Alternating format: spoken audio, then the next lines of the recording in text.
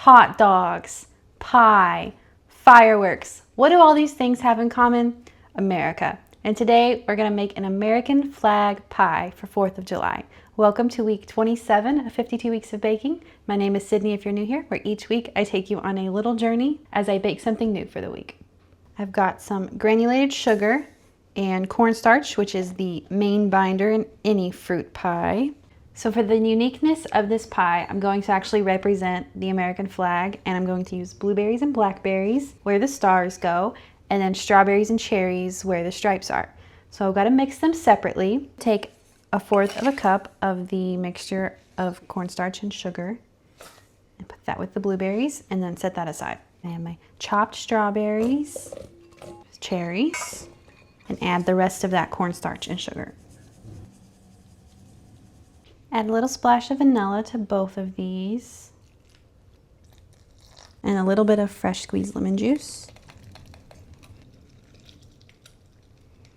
I already have my homemade pie crust prepared. It's pretty simple. I just use flour, sugar, salt, and butter. Some people like to do shortening in their crust, but I prefer all butter. Then it's soy-free, no animal product, and more American, maybe. I made a little aluminum foil divider. We're going to put this in the pie crust before the fruit to help separate the blueberries and blackberries from the cherries and strawberries.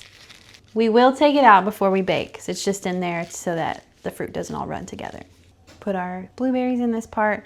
When you are making fruit pie, most of the time you want to only use the fruit solids and strain out the liquids.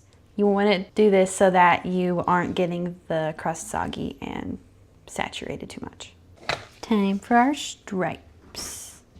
You could do this if you don't like cherries. You could do only strawberries or only strawberries and raspberries. But this is a fun fruit pie for the summer because it's the perfect time of year to use all of these ripe fruits.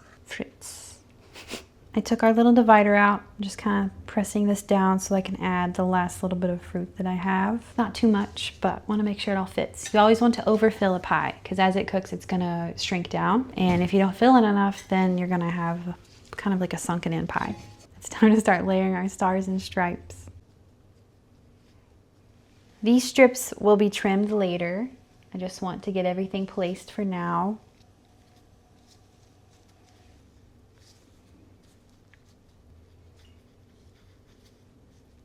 For my stars, I have a mixture of small and larger stars. When I first made the practice round of this, I accidentally only did the small stars and they shrunk to look like little nuggets on the pie crust. So we adapt and overcome.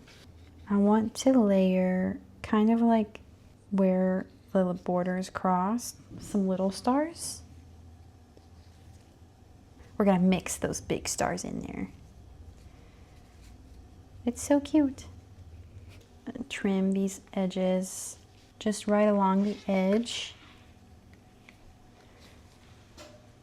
And then I'm going to come back around and crimp the edges as well. I have this little spoon that I think I took from a restaurant that I like to use to crimp the edges of my pie crust. I think it looks really cute. I do with my fingers sometimes, but just kind of depends on what I'm feeling that day, you know? I'm going to brush the top of the pie crust with an egg wash that's made of just egg and a little bit of milk.